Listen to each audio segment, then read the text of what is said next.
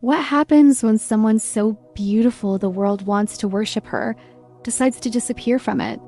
This is the story of Saint Rose of Lima, the first canonized saint of the Americas, a woman who gave up everything to follow Christ and wore a crown of thorns, literally.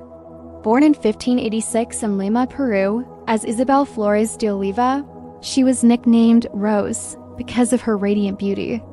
But beauty for her was never a blessing, it was a temptation. As she grew older, Rose became more and more devoted to prayer and penance, often fasting, praying for hours, and giving all she had to the poor. But when people started praising her beauty, she took drastic steps. She cut her hair short, rubbed pepper on her face, and even wore a silver crown with interior spikes to imitate the crown of thorns worn by Christ. Why would someone do that? Rose didn't hate her body, she just wanted her soul to be completely given to God. She didn't want anything, even admiration, to distract her from divine love. She longed to join a convent, but her parents refused.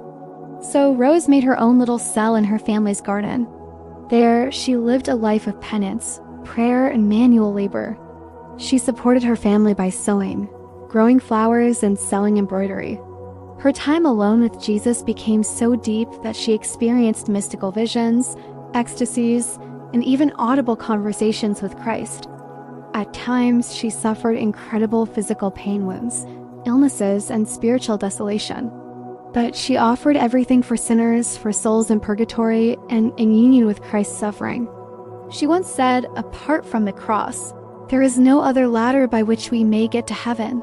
Despite living such a hidden life, word of her sanctity spread. People came to her for advice, prayers, and healing. Even doctors and bishops would seek her counsel. Her holiness was undeniable.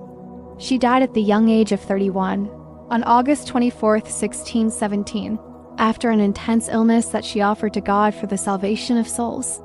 Thousands attended her funeral. Less than 50 years later, she was canonized by Pope Clement X in 1671, becoming the first person born in the Americas to be declared a saint. Saint Rose of Lima is now the patroness of Peru, the Philippines, and all of Latin America. So what can we take from her radical life?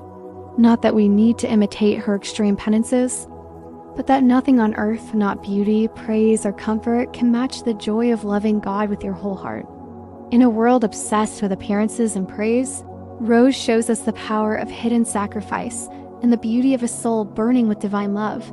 She proved that sainthood isn't about status or opportunity, but about surrender.